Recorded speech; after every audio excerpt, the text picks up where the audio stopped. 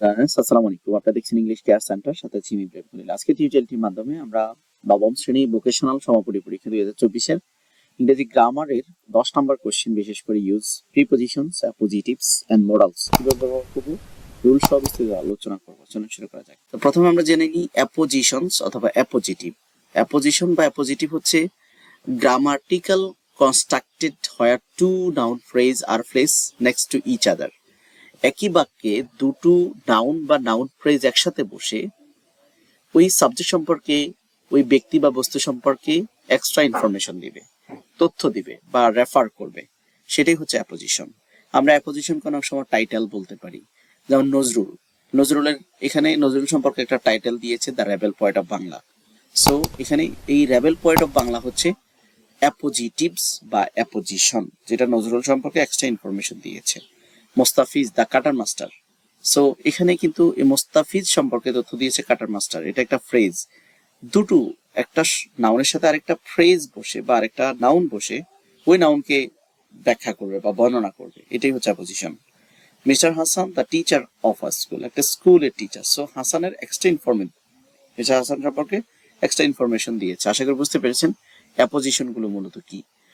এখন আমরা জানবো যে প্রিপজিশন তো আপনারা জানেনই, যে for, from, about, under, into, in, at, of, to, between, after, behind, across, এগুলো হচ্ছে প্রিপজিশনস, যেগুলো অব্যয় হিসাবে কাজ করে। আর সর্বোপরি হচ্ছে মডালস। মডালস বলতে আমরা কি বুঝি? যেগুলো আমরা ফিউচারে ব্যবহার করি, অব্লিগেশনে ব্যবহার করি, পারমিশনের ক্ষেত্রে ব্যবহার করি। যেমন ইংরেজিতে মডালস গুলো হচ্ছে, আপনি দেখতে পাচ্ছেন যে must, can, should, would, could, may, mind, had, better, ought to, would, will, shall, এগুলো হচ্ছে ইংরেজিতে modals.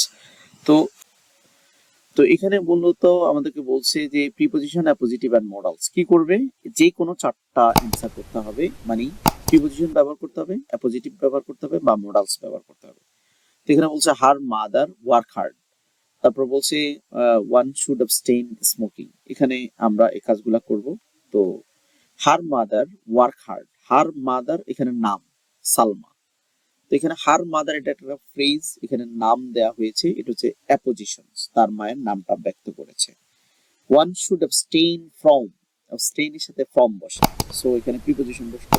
The book belongs to, এখানেও প্রিপজিশন বসলো। He do the work, he can do the work, so এখানে মডালস বসলো। তারপর they do the thing, they must do the thing, এখানেও modals বসলো। Don't love at the four, এখানে four এর আগে অ্যাট বসলো। এই ছিল আজকের আয়োজন। পরবর্তী মডেল কোয়েশ্চেন থিওরি দেখার আমন্ত্রণ জানিয়ে আজকের মতো এখানে শেষ করছি। আল্লাহ।